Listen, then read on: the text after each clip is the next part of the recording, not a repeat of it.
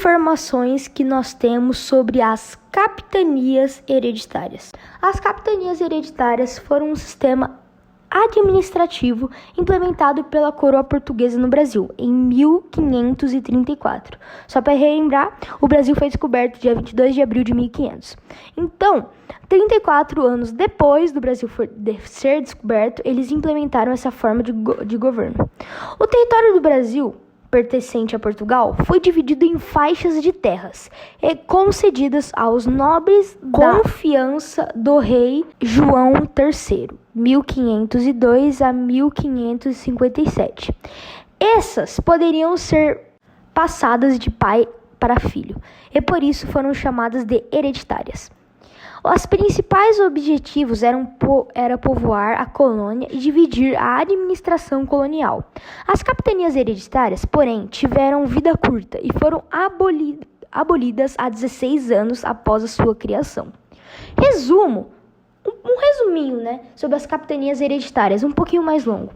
Após a descoberta das terras a leste do Tratado de Tordesilhas, em 1500, por Pedro Álvares Cabral, o foco da coroa portuguesa na sua colônia da América Portuguesa era a extração de recursos da terra, como o pau-brasil.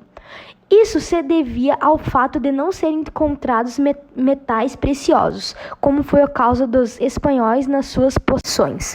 Os portugueses tiveram receio de perderem suas terras, conquistadas para outros europeus, que já tinham negociado com os indígenas e buscavam fixar ali. Portanto, a coroa portuguesa imediatamente adotou medidas para povoar a colônia, evitando dessa maneira possíveis ataques e invasões.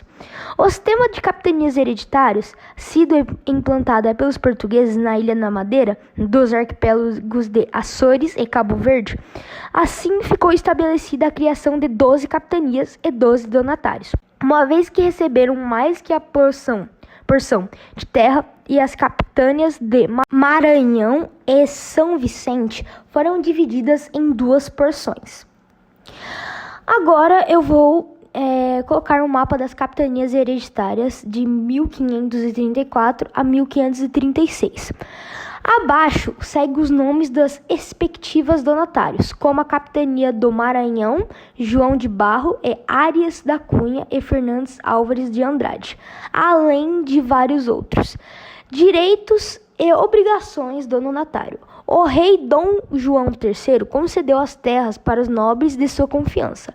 Cada capitão donatário era considerada a autoridade máxima, ficando responsável por povoar e administrar, proteger o território, fundar vilas e desenvolver a economia local.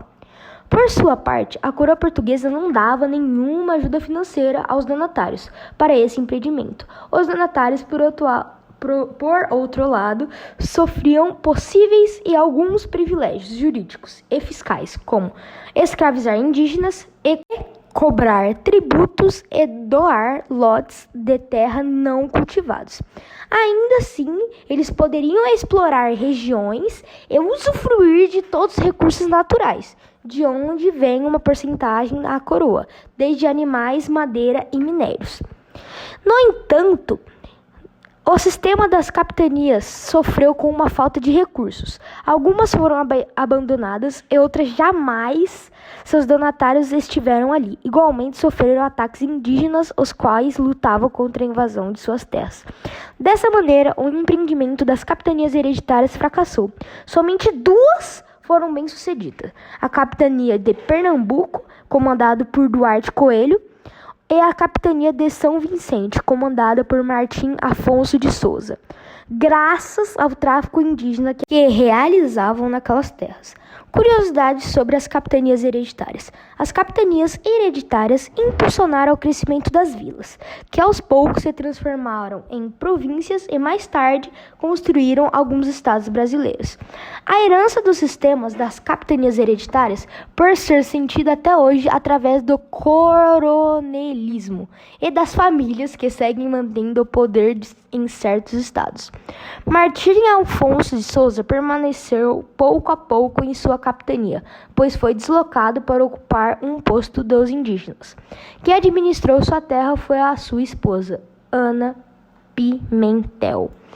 Então, foi isso. Muito obrigado. Esse foi o meu trabalho de geografia na Escola Monte das Oliveiras. Muito obrigado. Falou!